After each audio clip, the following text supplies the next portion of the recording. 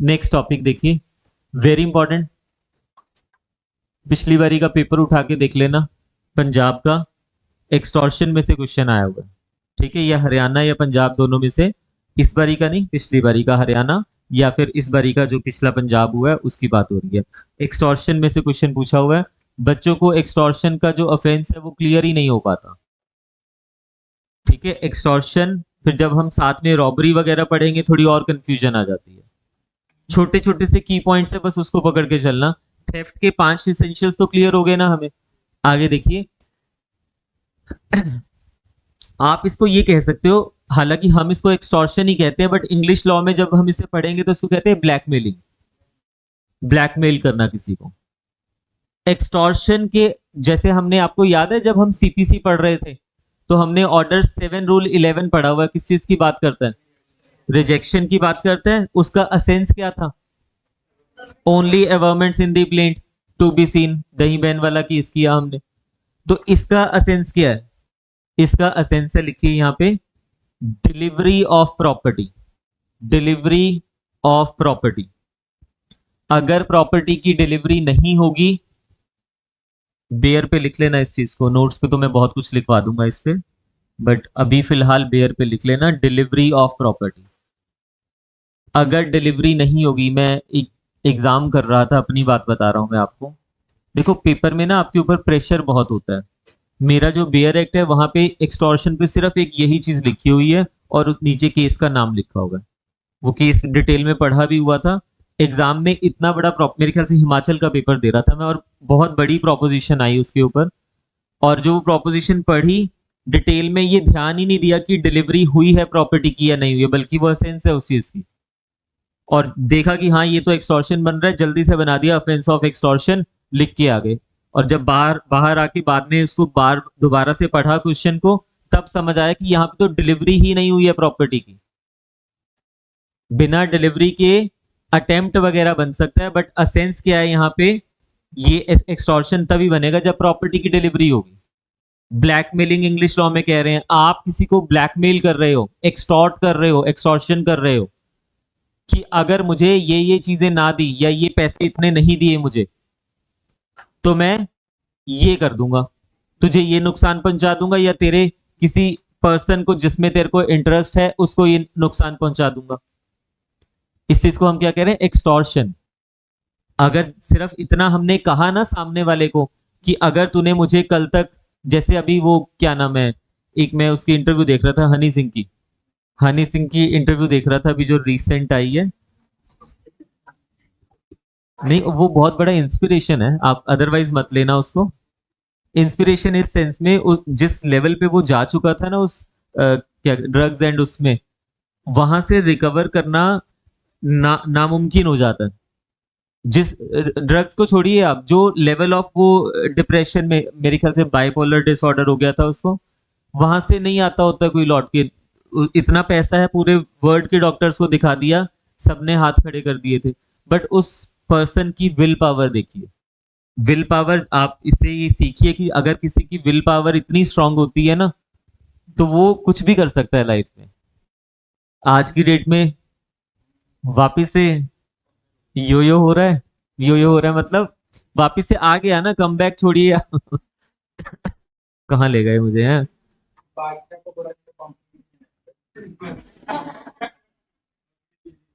चलिए अब रैप को खत्म करते हैं और आगे बढ़ते हैं। इसको मैं आपको सिर्फ उसका एग्जांपल देखो, किसी से चाहे वो इंसान कैसा भी क्यों नहीं है, वो उसके पास्ट में क्या उसने मिस्टेक की है उससे छोड़िए, उससे अगर कुछ बेटर सीखने को मिल रहा है वो चीज सीखिए आप। विल पावर आपको बता रहा हूँ, वो विल पावर चाहिए होती है एग्जाम टाइम पे भी, आपको एग्जाम की प्रिपरेशन के लिए भी चाहिए होती है। ठीक है, तो यहां से ये चीज सीख लेना, बाकी चीजें मत सीखना उससे। ठीक है, चलिए। क्या बता रहा था मैं आपको?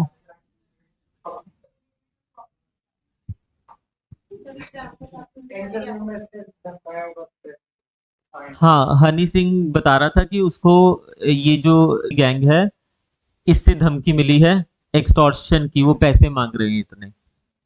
तो अब अगर वो पैसे मांग रहे हैं उससे इतने, तो ये क्या हुआ? क्या ये एक्सटॉर्शन हो गया? अभी नहीं हुआ। डिलीवरी नहीं हुई। एक्सटॉर्शन तब होगा जब वो पैसा उसको दे देगा। दूसरी सिचुएशन, डिलीवरी का इंपॉर्टेंस बता रहा हूं मैं आपको, ठीक है।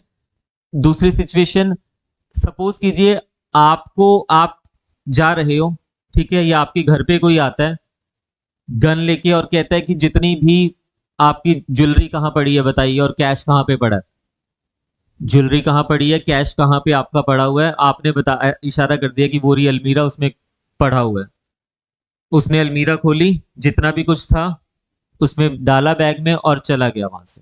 और आपको बोला उस समय कि अगर नहीं बताएगा जान से मार दूंगा मैं तुझे, धमकी दी जा रही है वहां पे, तो क्या ये एक्सटॉर्शन हो जाएगा?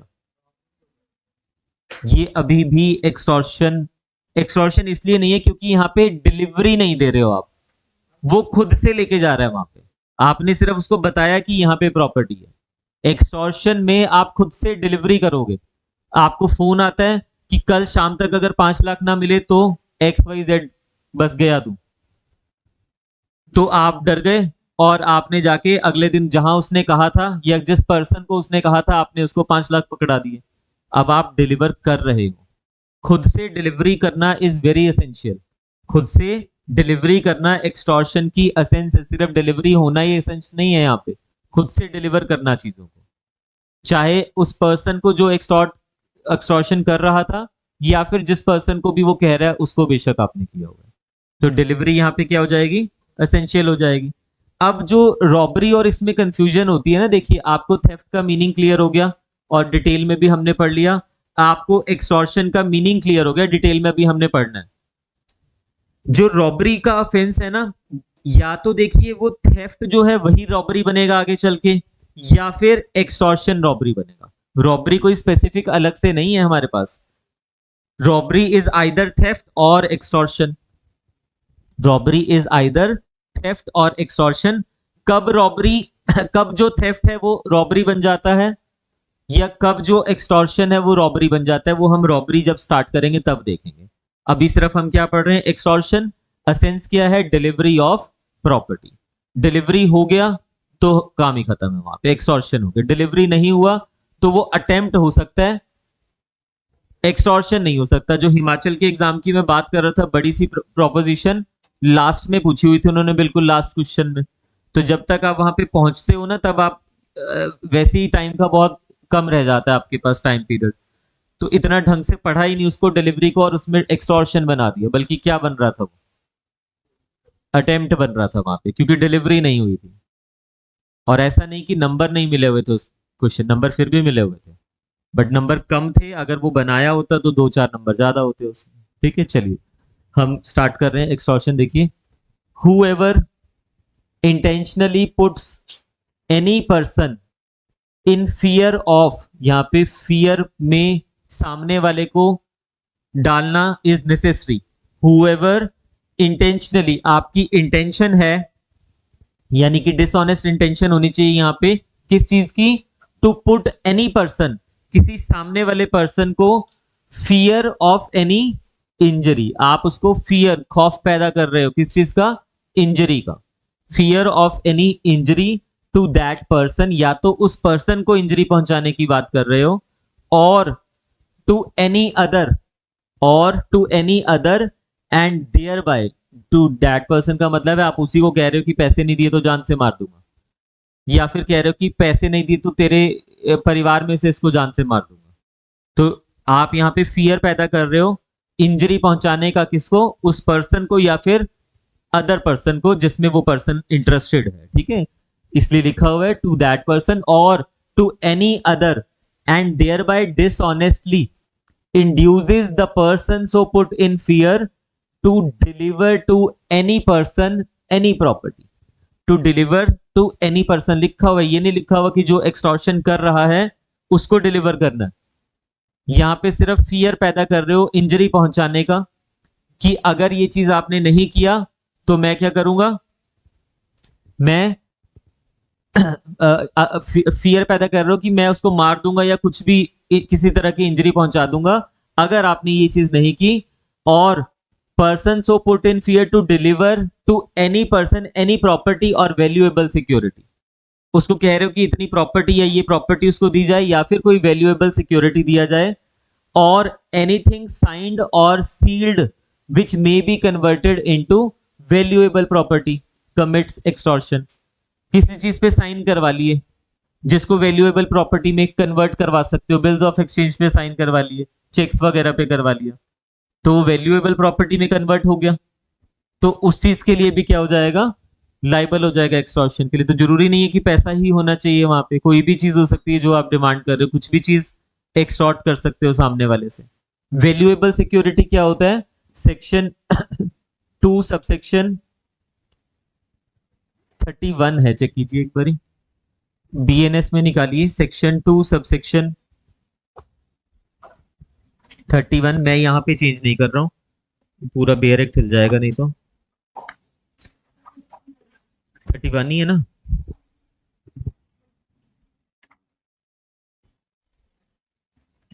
Section 2 subsection 31।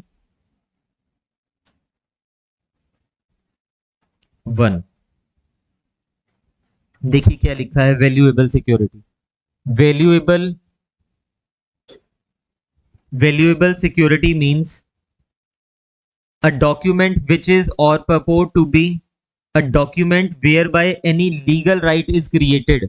कोई भी ऐसा डॉक्यूमेंट जहां से कोई लीगल राइट क्रिएट हो रहा है, एक्सटेंडेड, ट्रांसफर्ड, रिस्ट्रिक्टेड, एक्सटिंग्विश्ड और रिलीज्ड, और whereby any person acknowledges that he lies under legal disability or has not a certain legal right, legal liability और has not a certain legal right. आपने बेशक इसे जरूरी नहीं है कि बिल्स ऑफ एक्सचेंज पे साइन करवाने हैं, आपने किसी पेपर पे, ब्लैंक पेपर पे साइन करवा लिया कि इसको बाद में मैं वैल्यूएबल सिक्योरिटी में कन्वर्ट कर दूंगा, कि इसकी जो प्रॉपर्टी है वो मेरे नाम पे हो जाएगी, या कुछ विल बना दूंगा इसके ऊपर। तो ऐसी कोई भी जो चीज है जिससे आपको प्रॉपर्टी मिल रही है किसी भी तरह की, वो सब क्या हो जाएगी, वैल्यूएबल। सिर्फ इसमें इंपॉर्टेंट क्या है, सेक्शन याद रख लेना, 231 में दिया हुआ है। इसके बाद हमने 214 पहले पढ़ा हुआ है, इंजरी क्या होता है, इंजरी हमने 214 में पढ़ा हुआ है, ठीक है। इंजरी की डेफिनेशन सेम रहेगी कि किसी भी तरह की हो सकती है, माइंड, बॉडी, ठीक है, रेपुटेशन, वो सब यहाँ पे कवर हो जाएगा। तो आप बस इसका ये याद रखिए, क्रक्स सबसे ज्यादा इंपॉर्टेंट है डिलीवरी ऑफ प्रॉपर्टी। कौन देगा डिलीवरी, जिसको एक्सटॉर्शन की जा रही है। किसको देगा प्रॉपर्टी, वो किसी को भी दे सकता है, जो कर रहा है उसको भी, या फिर any other person. Delivery of property किस रिगार्डिंग होनी चाहिए, खाली डिलीवरी ऑफ प्रॉपर्टी से ही नहीं होगा, हालांकि वो असेंस है, उसके बिना अफेंस नहीं बन पाएगा। किस रिगार्डिंग होनी चाहिए, क्योंकि सामने वाले ने उसको फियर ऑफ इंजरी किया है, यहाँ पे फियर होना जरूरी है। किस चीज का फियर होना चाहिए, इंजरी का फियर होना चाहिए। तो ये एसेंशियल इंग्रेडिएंट्स बन गए इस चीज के, ये एसेंशियल्स बन गई इस चीज की। इसमें लिखिए थोड़ा सा इलस्ट्रेशन, फिर इसकी लास्ट में करेंगे हम, पहले इसके ऊपर जो एसेंशियल्स है उसको एक एक करके डिस्कस कर लेते हैं ना, जैसे थेफ्ट में हमने किया, तो लास्ट में इसको फिर हम डिटेल में कर लेंगे। बेयर एक्ट में ही एक चीज लिख लीजिए आप, डिलीवरी ऑफ प्रॉपर्टी जो आपने लिखा है ना, इज मस्ट, केस लिखिए वहां पे, लाभ Shankar versus state. Bare act में लिख लो इसको, बुक्स में भी लिखवाऊंगा, मतलब नोट्स में भी लिखवाऊंगा आपको, बट बेयर पे बहुत जरूरी है। और साथ में लिख लेना, delivery of thing extorted is necessary, Labh Shankar versus state, लाभ, बेनिफिट, प्रॉफिट,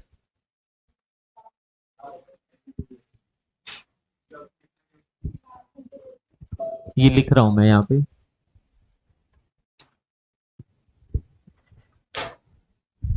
लाभ Shankar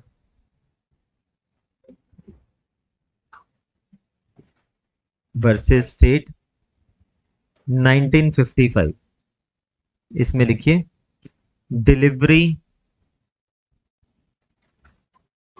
of thing extorted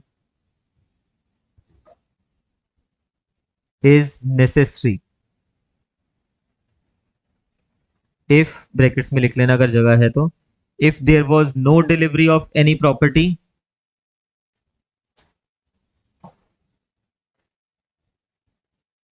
if there was no delivery of property, then the most important ingredient, then the most important ingredient, if there is, यहां लिखा है हमने delivery of thing extorted is necessary, उसकी delivery होना necessary है, delivery के बिना offence नहीं बनेगा।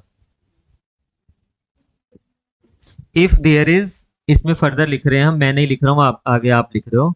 If there is no delivery of any property, comma, then the most important ingredient, then the most important ingredient constituting an offense of extortion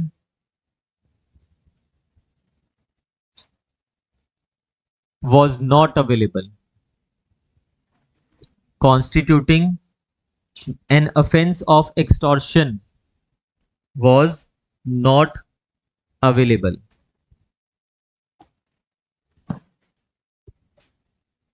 अब लिखिए इसमें, एक्सटॉर्शन हेडिंग तो किया हुआ है ना आपने ऊपर, इसमें लिखिए सेक्शन लिख लेना, यहाँ पे section 308 BNS, section 383 IPC। Same है, कोई चेंजेस नहीं है, सिर्फ सेक्शन चेंज हुआ है। वैसे तो ना करते ना ये सेक्शन वगैरह सभी चेंज, बहुत अच्छा होता। सिंपल जो नया ऐड करना था ऐड कर देते ना बाय वे ऑफ अमेंडमेंट, इतना तो कोई चेंजेस है नहीं कि नया बिल्कुल ही चेंज कर दिया हमने। नुकसान मतलब बार बार दोबारा से सेक्शन याद करना पड़ रहा है तो मुश्किल तो है ना, आपके लिए क्या अच्छा है। अगर पूछ लिया आईपीसी का, फिर सिलेबस में तो दोनों चीजें रहने वाली हैं।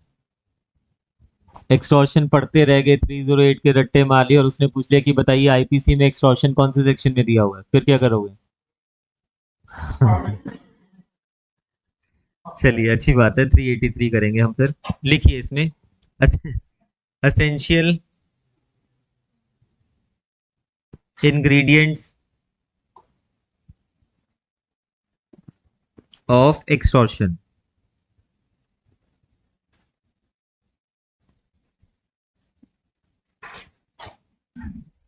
इसमें लिखना to extort means to obtain by show of face or threat,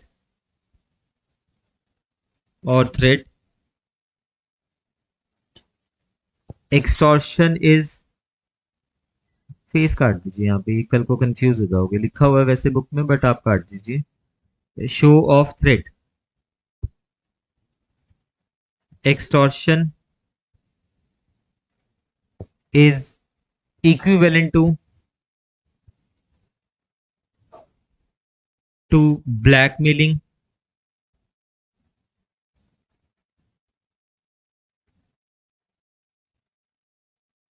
is the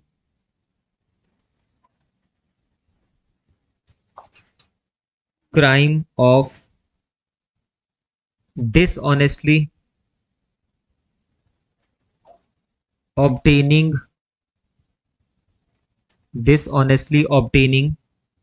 from a person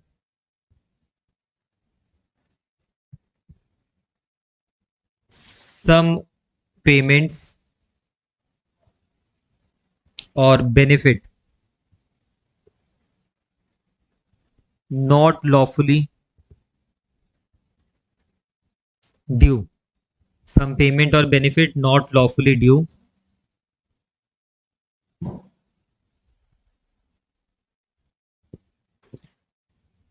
now this is important, note में लिखना, the offense of extortion takes a middle place between theft and robbery। Theft हम कर चुके हैं, robbery हम करेंगे। जो extortion का ऑफेंस है इट लाइज इन बिटवीन, जब आप रॉबरी पढ़ लोगे देन आपको क्लियर होगा, क्योंकि ये एक स्टेप अहेड है थेफ्ट से, और एक स्टेप बिहाइंड है रॉबरी से, थेफ्ट और robbery.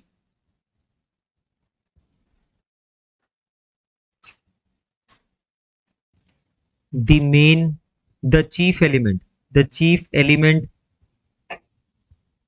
of extortion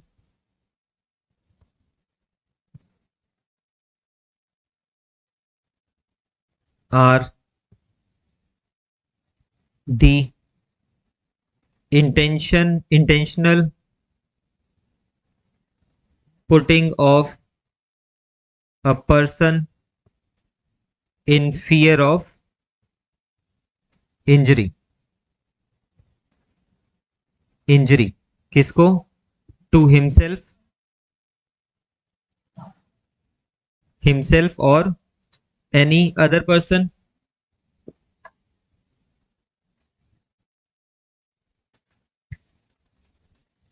and dishonestly inducing the person so put in fear to deliver to any person को अंडरलाइन कर लेना, any person, any property or valuable security।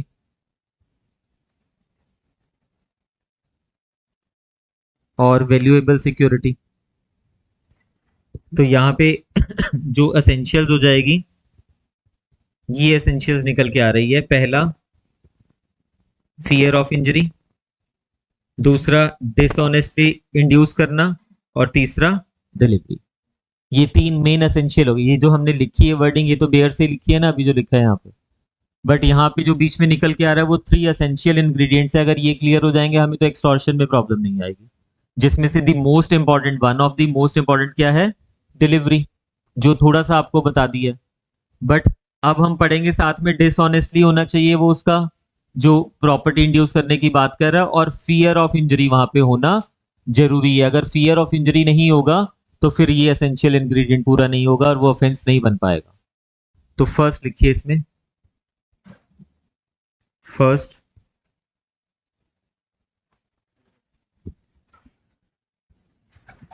Fear of injury, fear of injury, इसमें लिखना fear. It must be of such a nature and extent as to unsettle the mind of the person on whom it operates।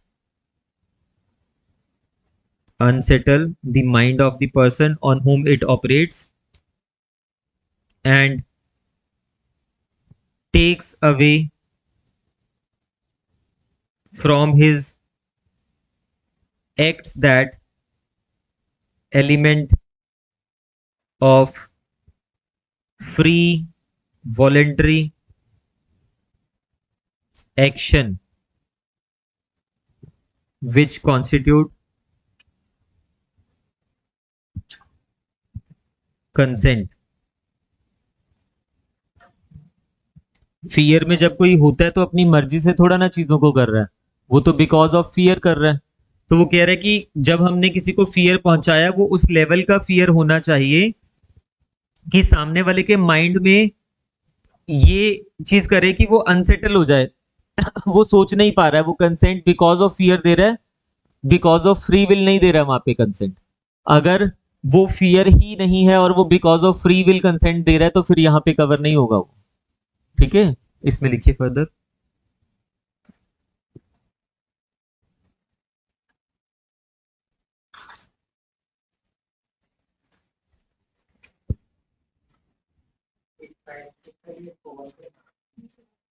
एक minute,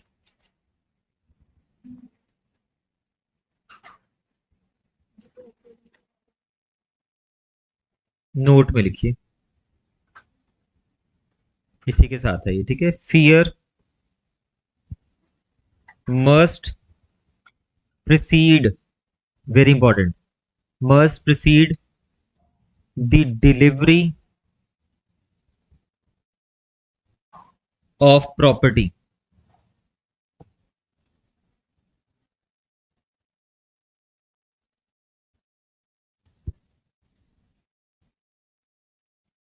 Therefore, the wrongful retention of property obtained without threat will not, wrongful retention of property obtained without threat will not amount to extortion, even though subsequently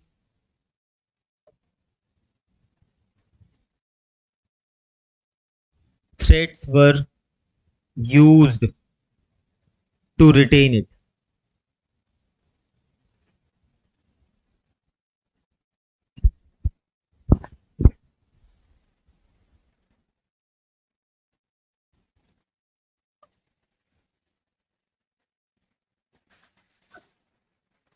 ठीक है, तो यहाँ पे वो कह रहे हैं जो फियर आप दे रहे हो ना सामने वाले को, वो बिफोर डिलीवरी होना चाहिए। प्रॉपर्टी पहले डिलीवर हो चुकी है, अब प्रॉपर्टी आप वापस नहीं देना चाह रहे उसको, तो अब फियर कर रहे हो उसको कि मैं तेरे को ये नुकसान पहुंचा दूंगा अगर अगली बारी मांग भी ली तूने प्रॉपर्टी तो ये एक्सटॉर्शन नहीं होगी। ठीक है, मतलब फियर जो है वो प्रिसीड यानी कि उससे पहले होना चाहिए डिलीवरी से, और एक्सप्लेन करने की जरूरत तो नहीं है, ये समझ आ गया होगा आपको। ठीक है, आगे लिखिए।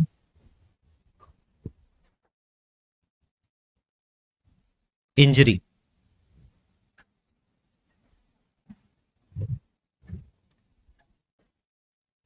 ब्रैकेट्स में लिख लेना, section 214 of BNS, 44 of IPC, बिल्कुल। whoever sorry the injury must be one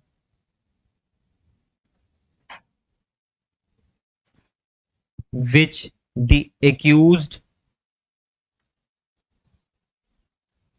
can conflict,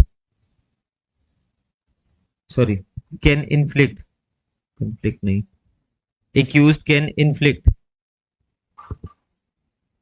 or cause to be inflicted. Example लिखिए, a threat that God will punish a man for some act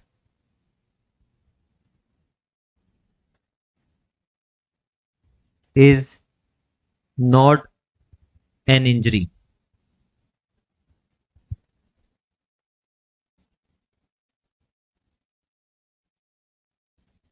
ठीक है, अगर आप किसी को कह रहे हो कि अगर तूने मेरे को 1 लाख रुपए नहीं दिया तो तुझे नर्क मिलेगा, ये है वो है, और भगवान देखेगा तुझे, तो वो देने भी नहीं उसने आपके पैसे कोई, बट वैसे उसको डरा रहे हो। ठीक है, तो उस सिचुएशन में ये कोई इंजरी में कवर नहीं हो जाएगा। इंजरी 214 के अकॉर्डिंगली जो इंजरी है वही रहेगी यहाँ पे। ठीक है, सामने वाले के माइंड को, रेपुटेशन को या फिजिकली किसी तरह से पहुंचा रहे हो, वो कवर होगा यहाँ पे। बट अगर आप सिर्फ एक धमकी, मतलब ये तो कुछ हुआ ही नहीं ना, ये आप इन्फ्लिक्ट थोड़ा ना कर सकते हो, ये तो भगवान को करना है जो करना है, और पता नहीं करना भी है या नहीं करना है, तो ये ऐसी चीजें इंजरी में नहीं आएगी। बट अगर आप धमका रहे हो कि अगर तूने मुझे पैसे नहीं दिए तो मैं तुझे मार दूंगा या उसको ऐसा कर दूंगा, वो चीजें यहाँ पे कवर हो जाएगी।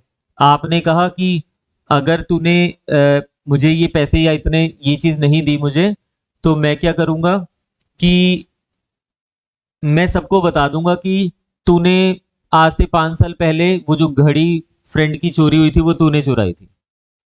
हाँ, ये तो हो जाएगा ना, क्योंकि अगर किसी की रेपुटेशन या किसी और चीज के ऊपर क्वेश्चन मार्क आता है वो इंजरी में कवर हो जाएगा, वो फिर हम 214 पढ़ लेंगे साथ में।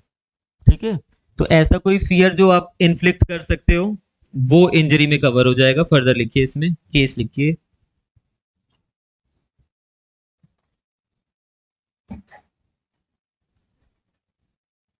Chandar Kala versus Ramkishan, 1985 Supreme Court. Chandrakala versus Ramkishan, 1985 Supreme Court. इसमें लिखिए, where the headmaster of a school called a lady teacher to a place where he was alone and induced her to sign 3 blank papers by threatening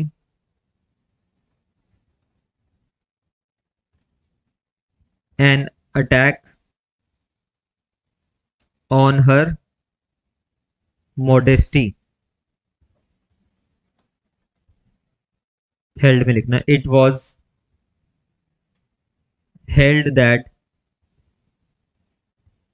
it amounted to extortion। क्योंकि जो value जो blank sign करवा रहे हो उसको valuable security में convert कर सकते हो, और आप थ्रेट भी कर रहे हो, सामने वाले को फियर पैदा कर रहे हो इंजरी का, वो भी कवर हो रहा है। तो इस वाले में कवर हो गया। बाकी के भी वहां पे वैसे इंग्रेडिएंट्स कवर हो रहे हैं, बट वो भी हमने नहीं पढ़े तो यहाँ पे रिलेट नहीं कर रहे हैं उसको। नेक्स्ट लिखिए, second, dishonest inducement. The chief element, कर लो इसको, कर लो पहले। The chief element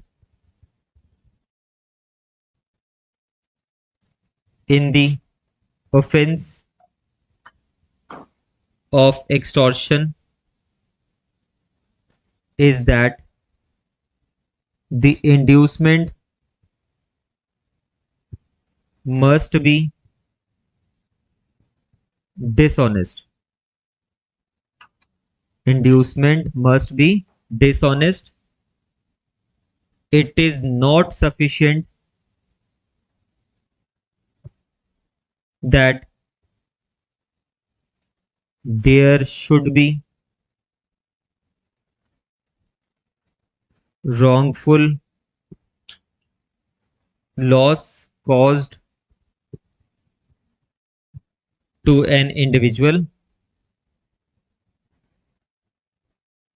but the person putting that individual in fear of injury have intention that wrongful loss or gain should be caused।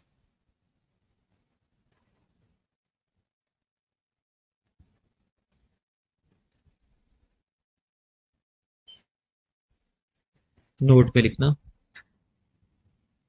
if the object is merely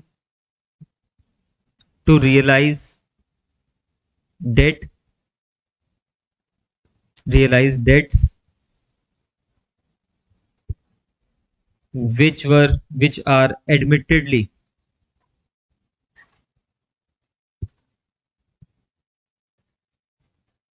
due The offense would not be an extortion as dishonestly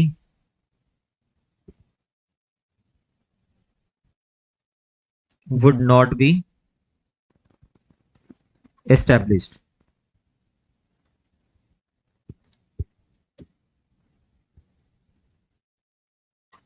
case लिखिए.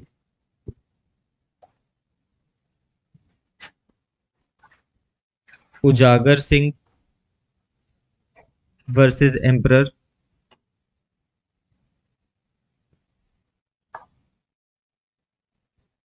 इसमें लिखना the accused forcibly removed certain property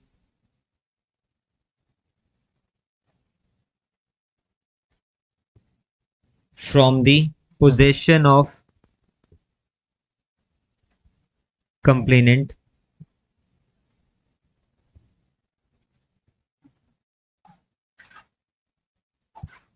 claiming that it belonged to him and placed it with a shopkeeper. It was held that accused had, बताइए क्या होना चाहिए.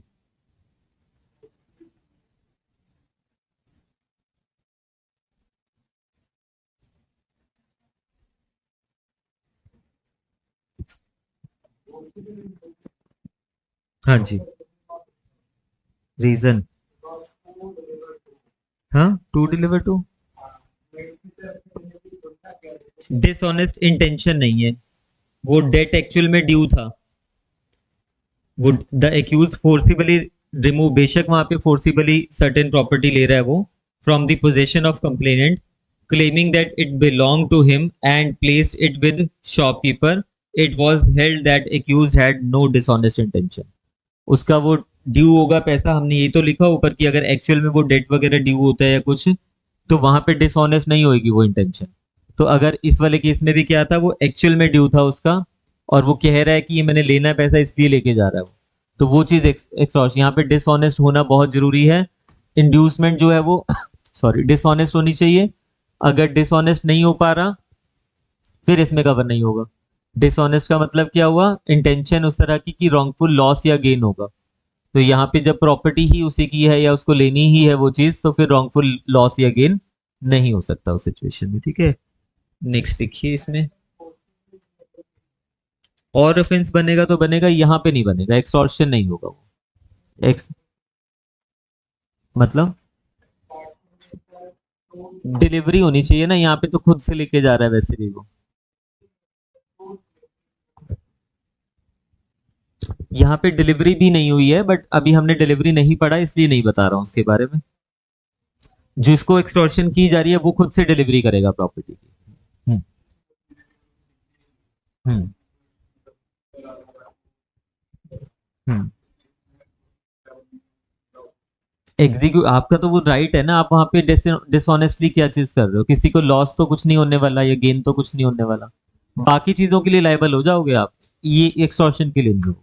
Extortion में ये चीजें जो इंग्रेडिएंट्स हम पढ़ रहे हैं इनका फुलफिल होना जरूरी. उसका क्वेश्चन ये है कि अगर कोई फेवर में हमारे डिक्री आई हुई है और वो सामने वाला कोर्ट की कंप्लाइंस नहीं कर रहा है ऑर्डर की, और मैं उसको धमका रहा हूँ कि कोर्ट का ऑर्डर भी है, और कोर्ट का ऑर्डर है तो वो आप ही की तो चीज हुई ना जिसके लिए भी है, और उसके चलते हुए उसने आपको पैसे दे दिए, तो ये एक्सटॉर्शन नहीं हो जाएगी क्योंकि यहाँ पे डिसऑनेस्टली नहीं आया. डिसऑनेस्ट का मतलब रॉन्गफुल गेन और लॉस. ठीक है. कैसे बना दोगे. हम्म.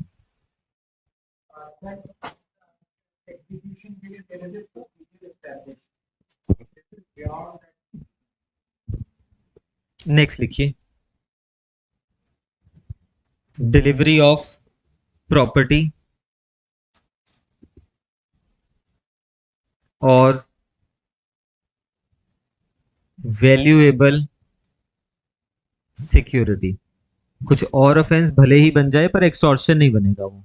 ठीक है, एक्सटॉर्शन के इंग्रेडिएंट भी तो पूरे होने चाहिए। तीन ही तो हम इंग्रेडिएंट पढ़ रहे हैं, putting in fear of injury, और दूसरा डिसऑनेस्ट होना चाहिए इंड्यूसमेंट वहां पे, और तीसरा डिलीवरी। तीनों में से एक भी चीज पूरी नहीं होगी तो फिर वो एक्सटॉर्शन नहीं बनेगा। हाँ जी, बाकी जिसमें जाएगा जाने दो, अभी हम नहीं पढ़ रहे बाकी के ऑफेंसेस, आप देख लो किसमें जाएगा, किसके इंग्रेडिएंट्स पूरे हो रहे हैं, बट एक्सटॉर्शन ये चीज नहीं बनेगी। ठीक है। हम्म। हम्म। डिलीवरी पहले हो चुकी है ना। थ्रेट जो है वो प्रिसीड होना चाहिए, मतलब पहले थ्रेट आएगा, उस थ्रेट के चलते हुए डिलीवरी होनी चाहिए ना प्रॉपर्टी की। प्रॉपर्टी आपके पास पहले ही है तो डिलीवरी कैसे हो सकती है उस चीज की। और अगर हो भी रही है तो वो थ्रेट के चलते हुए नहीं हुई ना वहां पे। हाँ, बिल्कुल बिल्कुल बिल्कुल, हाँ। ठीक है। थर्ड लिखिए, डिलीवरी ऑफ प्रॉपर्टी और valuable security by the person put in fear to any person,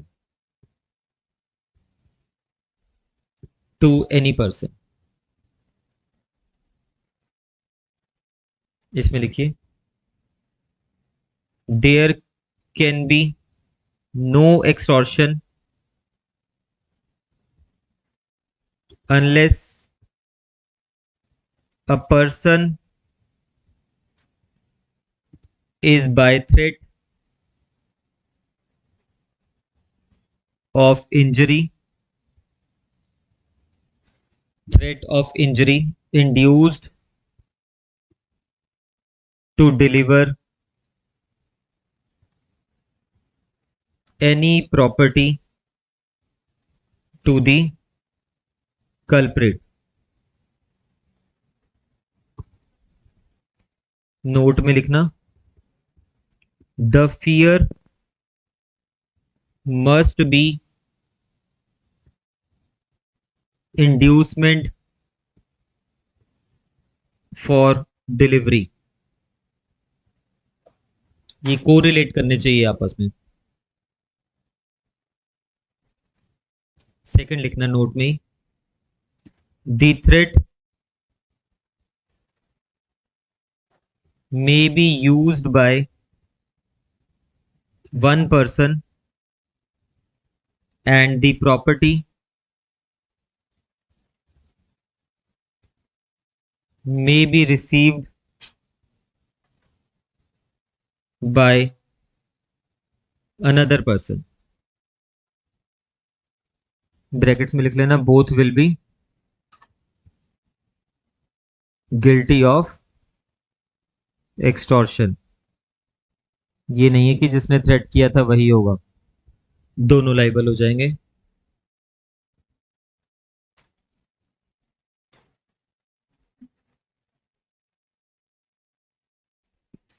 third लिखिए, for an offence of extortion the property must have been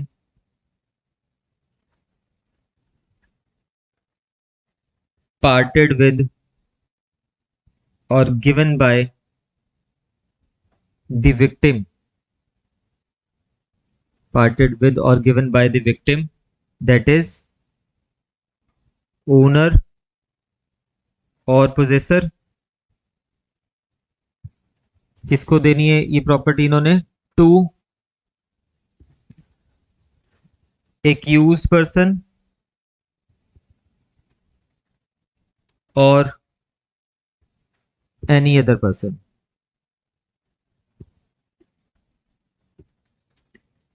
must be given under fear of injury.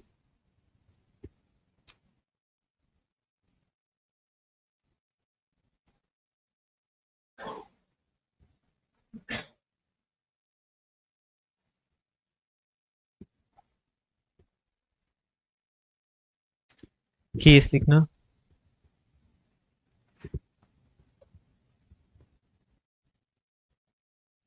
लाभ Shankar versus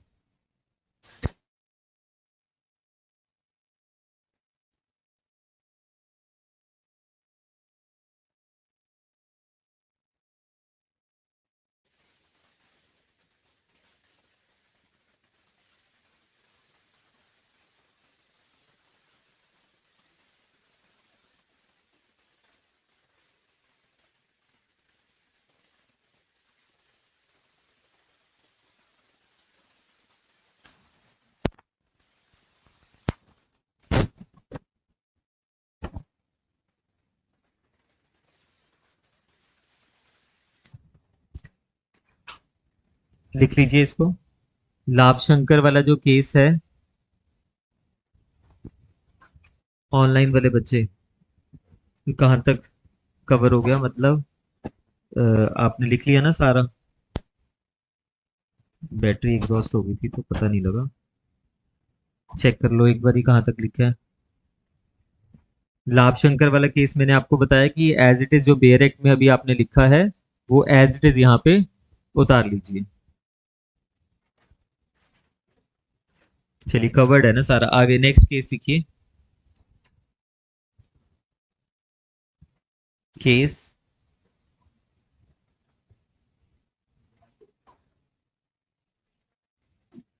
नंदन, जादू Nandan Singh versus emperor. जादू Nandan Singh versus emperor 1941। इसमें लिखिए, held में लिख रहे हैं directly. There is a difference.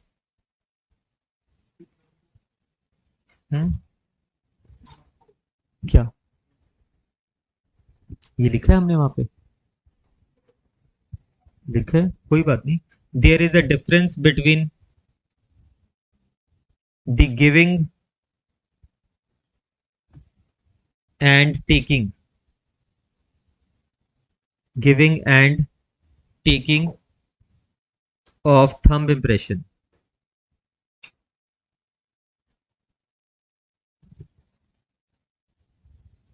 देखिए इसमें डिफरेंस बताया आपको। बेसिकली क्या होता है, इसको छोड़िए। आप सपोज कीजिए कोई इंसान है, आप क्या कर रहे हो, उसका थंब इम्प्रेशन लेना चाह रहे हो।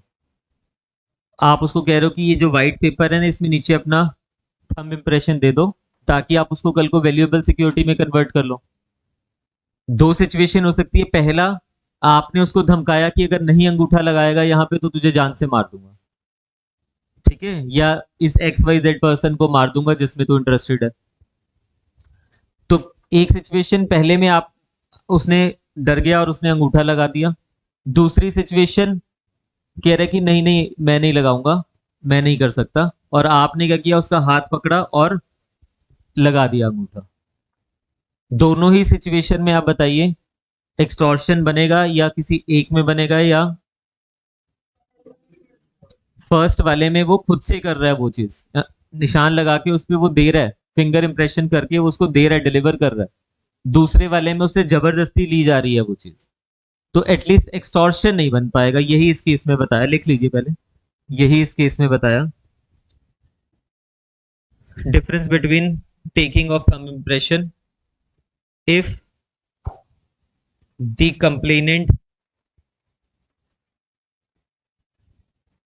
complainant's thumb had been forcibly seized and applied to the piece of paper,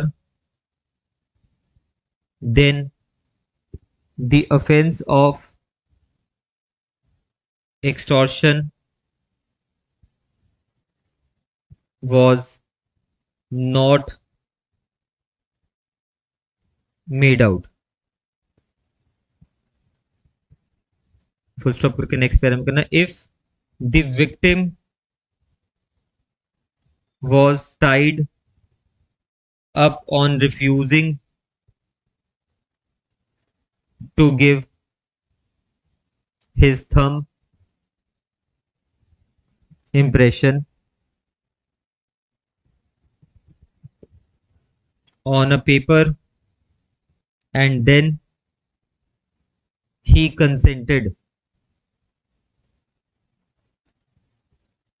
to put his thumb impression on that paper. Then it was a case of extortion. ठीक है, एक्सटॉर्शन के लिए delivery में आपको ये एक्सप्लेन किया इन्होंने कि डिलीवरी होना जरूरी होता है, तो खुद से लगा के उसको दे रहे हो डॉक्यूमेंट तब तो डिलीवरी हुआ, बट जबरदस्ती आपका हाथ पकड़ के कोई लगवा रहा है तो फिर वो डिलीवरी नहीं हुआ, क्योंकि इसमें आपको सामने वाले के माइंड में फियर ऑफ इंजरी पैदा करना है। उस फियर ऑफ इंजरी के कारण से वो अपनी जो कंसेंट दे रहा है, it is not a free consent, और आप उससे किसी वैल्यूएबल सिक्योरिटी के लिए, पैसे के लिए कुछ डॉक्यूमेंट ले रहे हो, वो डिलीवरी कर रहा है उस चीज की, तो वो क्या हो जाएगा, एक्सटॉर्शन हो जाएगा।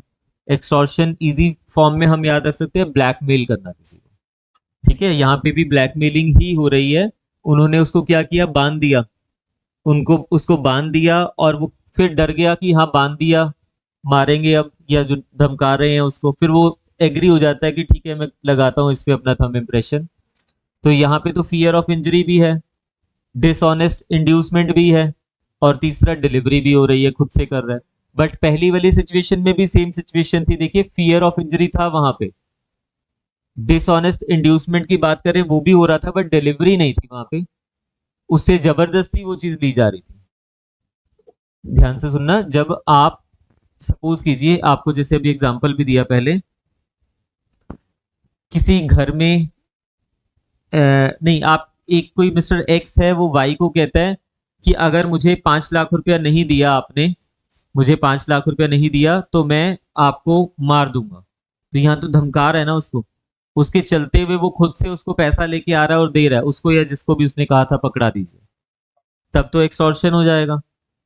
बट दूसरी सिचुएशन अगर इसी में हम देखें, खुद से वो डिलीवरी नहीं कर रहा है, वो जो एक्स है वो आता है उसके घर पे और उसको कहता है कि अगर अभी पैसे ना दिए तो तुझे मार दूंगा, और वो कहता है कि जितने पैसे हैं वहां पे पड़े हैं ले लीजिए, तो ये एक्सटॉर्शन नहीं होगा। क्या होगा वो बाद में देखेंगे। तीसरी सिचुएशन, एक कोई हाईवे पे जा रहा है या कहीं पे भी कोई जा रहा है, दो लोग आते हैं उसको रोकते हैं वहां पे, और उसने जो भी ज्वेलरी पहनी हुई है उतार लेते हैं, चेन वगैरह गोल्ड की है, जो भी वॉलेट वगैरह उसका सब ले लिया वहीं पे, उससे खींच लेते हैं, तो ये एक्सटॉर्शन तो नहीं हुआ। दूसरी तीसरी चौथी सिचुएशन, वो वहां पे जो उसको हाईवे पे पकड़ा उन्होंने, वो उसको कहते हैं कि जो भी कुछ है जल्दी से उतारो और दो मुझे, और दूसरा जो है वो नजर रख रहा है कोई आ तो नहीं रहा, और एक ने गन पकड़ी हुई है हाथ में कि जल्दी निकाल के दो मेरे हाथ में, और वो उतारता है अपना ज्वेलरी वगैरह और उसको हाथ में पकड़ा देता है। This is extortion. डिलीवरी खुद से दे रहा है वो वहां पे। अब ये एक्सटॉर्शन तो है, बट ये रॉबरी बनेगी या नहीं बनेगी वो फिर हम रॉबरी में पढ़ेंगे, अभी के लिए मैं कंफ्यूज नहीं करना चाह रहा आपको। ठीक है, जो आपको इंस्टांसेस मैंने दिए इसी में से कुछ इंस्टांसेस रॉबरी बन जाएंगे, एक्सटॉर्शन के इंग्रेडिएंट पूरे हो रहे हैं और एक्सटॉर्शन ही रॉबरी बनती है। कुछ में थेफ्ट के इंग्रेडिएंट्स पूरे होंगे और थेफ्ट ही रॉबरी बनता है। रॉबरी का जो ऑफेंस है, या तो एक्सटॉर्शन रॉबरी बन जाएगी, या जो थेफ्ट है वो रॉबरी बन जाएगा, बट वो कब बनेगा वो फिर जब रॉबरी का टॉपिक पढ़ेंगे। नेक्स्ट हेडिंग लिखिए, बस ये लास्ट है, इसके बाद ये खत्म हो जाएगा एटलीस्ट, फिर रॉबरी रह जाएगा ना, फिर हम रॉबरी वाला टॉपिक, मैंने वो भेजे तो नहीं ना अभी आपको नोट्स, टेररिस्ट एक्ट वाले नहीं भेजे ना अभी आपको, बिजी हो गए थे वो 2-3 दिन बीच में, आज भिजवाता हूँ आपको, ठीक है। एक वो रह गया, और कोई तो नहीं रहा हुआ नोट सेंड करने। चलिए लिखिए, extortion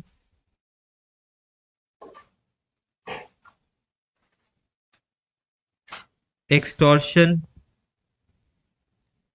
from one's own wife, extortion from one's own wife.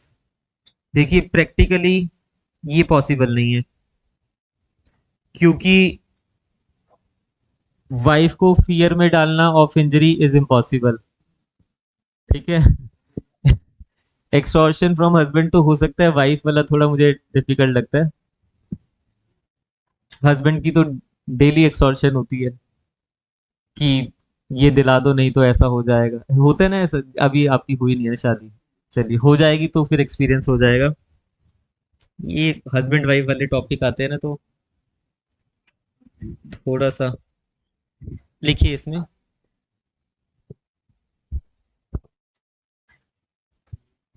Case लिखिए, केस लॉ। हाँ जी। नहीं नहीं, ये अलग हो गया, एसेंशियल्स खत्म हो गई हैं।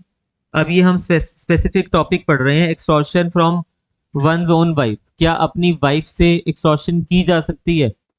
ठीक है, इसके बारे में केस लॉ लिखिए। स्टेट ऑफ कर्नाटका वर्सेस,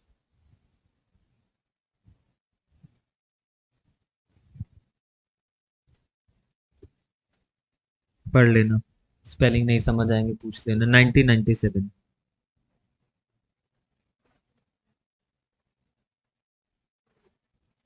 बासा वेगोवड़ा।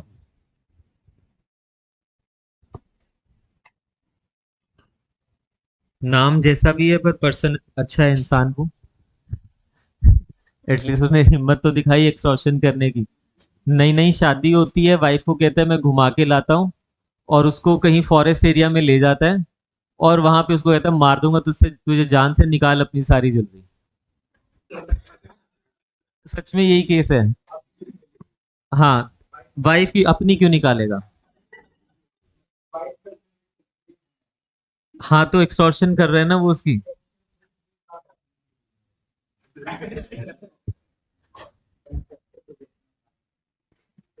ये क्लियर हो गया आपको? तो वो उतारती है ज्वेलरी और उसको दे देती है, मरना थोड़ा ना है ना। तो बाद में फिर वो पुलिस के पास जाती है और कंप्लेंट करती है, एफआईआर लिखी जाती है, एक्सटॉर्शन का ऑफेंस बनता है। आपके अकॉर्डिंगली बनना चाहिए, नहीं बनना चाहिए? हाँ खुद से बिल्कुल, खुद से बिल्कुल। वो गन रखता है कि मार दूंगा मैं जान से। बाकियों को भी सोचने दो थोड़ा सा, है ना, वो इन्फ्लुएंस हो जाएंगे फिर आपसे कि भगत ने कह दिया तो गलत हो ही नहीं सकता। ऑनलाइन वाले बताइए, ऑनलाइन वाले कमेंट करो। अंशु बताओ। हाँ जी बताइए। जैस्मिन सेंडल। होगा एक्सटॉर्शन, होगा एक्सटॉर्शन। चंचल, होना चाहिए। मतलब वैसे ही बोल देते हैं हम कि भगत ने बोल दिया तो हम भी हाँ हाँ कर देते हैं, या फिर लॉजिकली? हाँ,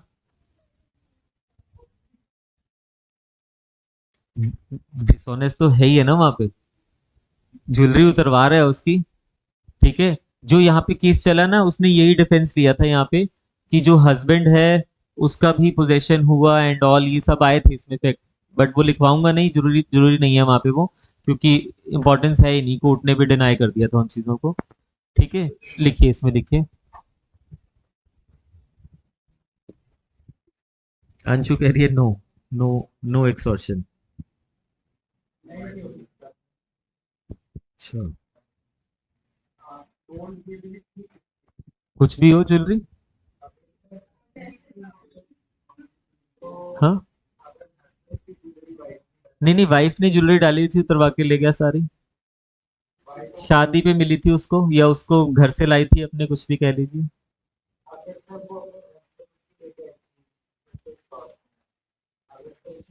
चलिए लिखिए इसमें लिखिए, फैक्ट्स लिखिए। The complainant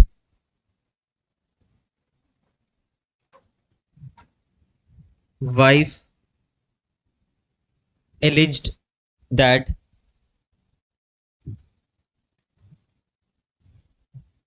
about 10 days after their marriage,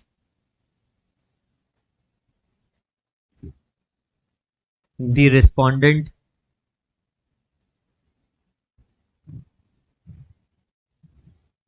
accused took her to a forest under the pretext of going under the pretext of going for the wedding of a friend. इसको कहते हैं शादी पे जाना है, ज्वेलरी पहन ले सारी. And that he threatened to kill her unless she parted with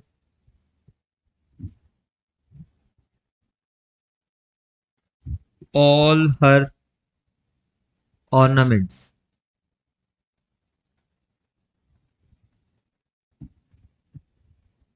Full stop. She finding no other option, removed all her jewelry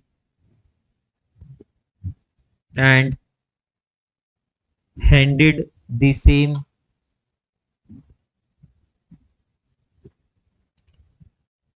over the accused.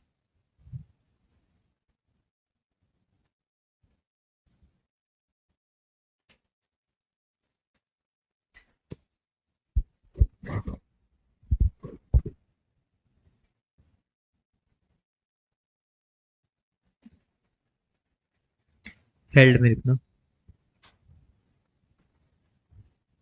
Court observed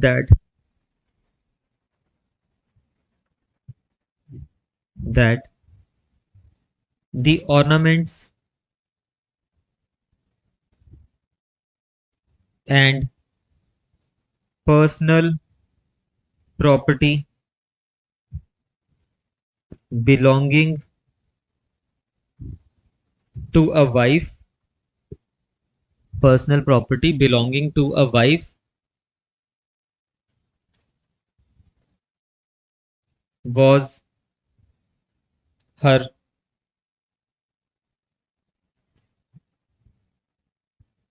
personal possession, and divesting a wife of these against her wishes or without her consent amounts to criminal offense.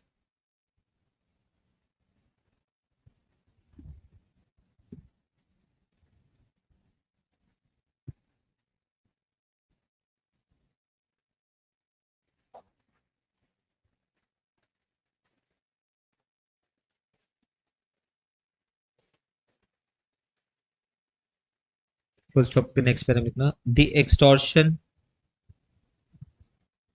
of the ornaments from her under threat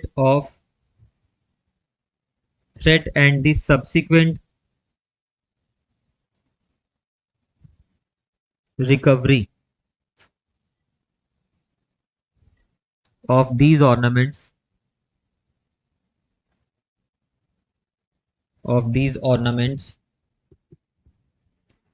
from the custody of the accused would clearly make him liable for an offence of extortion.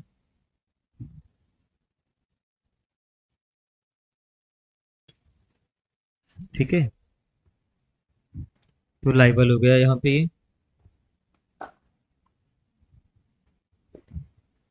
एक question इसमें आता है difference का, difference between theft and extortion, which is the most important question. Difference between extortion and robbery, मतलब आपस में, तो वो तो लास्ट में करेंगे हम डिफरेंसेस। अभी हमने पढ़ लिया कि क्या होता है एक्सटॉर्शन। नेक्स्ट टॉपिक हमारा रहेगा robbery, which is very important topic, क्योंकि जो हमने ये दो टॉपिक पढ़े हैं ना, ये खत्म हो गया एक्सटॉर्शन, इसी से तो बन रहा है आगे रॉबरी। तो इसी से रॉबरी बनेगा, या तो थेफ्ट रॉबरी बनेगा या एक्सटॉर्शन रॉबरी बनेगा। कब वो रॉबरी में कवर हो जाएंगे वो हमें पढ़ना है नेक्स्ट क्लास में। उससे पहले आपका होमवर्क है। होमवर्क में क्या है, ये कुछ स्पेसिफिक ऑफेंसेस दिए हुए हैं जो ये हम पढ़ेंगे ना, ये मतलब आप पढ़ोगे तो ये एक तो आप इलस्ट्रेशन सब ट्राई करके लाओगे, एक तो ये इलस्ट्रेशन सभी की सभी पढ़ के लाओगे। कहीं डाउट होगा तो पूछोगे एक्सटॉर्शन की इलस्ट्रेशन है, एज इट इज पेपर में आ जाएगी, आपको बताना है एक्सटॉर्शन है या नहीं है। उसके बाद ये पनिशमेंट दिया हुआ है आपको, और उसके बाद ये स्पेसिफिक जो आपको बताया स्पेशल, जैसे हमने थेफ्ट में पढ़े हैं वो ऑफेंसेस है। आप कहोगे तो मैं ये पढ़ा दूंगा आपको, अगर आप खुद से पढ़ सकते हो तो चलो पढ़ा दूंगा, छोड़ो, आपको लगेगा कि आपको नहीं पढ़ा है ना। एक बार इलस्ट्रेशन ट्राई करके आना, कल की क्लास में 5 मिनट में पहले ये ऑफेंसेस स्पेशल पढ़ लेंगे आगे, और उसके बाद हम रॉबरी से स्टार्ट करेंगे, which is very important topic. ठीक है, आपको ये सबको पता होता है थेफ्ट क्या होता है, एक्सटॉर्शन क्या होता है, रॉबरी कब थेफ्ट एक्सटॉर्शन बनेगा, रॉबरी बनेगा, कब थेफ्ट रॉबरी बनेगा या एक्सटॉर्शन रॉबरी बनेगा, वो बहुत टेक्निकल है, वो ध्यान में रखना पड़ेगा। तो ये की डिफरेंसेस आपको याद रखने पड़ेंगे आपस में। ठीक है, कल की क्लास में कंटिन्यू करते हैं, तब तक के लिए पढ़ते रहिए, जागरूक रहिए, सतर्क रहिए। आपकी सुरक्षा आप ही के हाथों में है ना। किसमें बोलते हैं, सीआईडी में, या क्या होता है वो, क्राइम पेट्रोल। चलिए कल मिलते हैं, ठीक है, तब तक आप इसको रिवाइज कर लेना।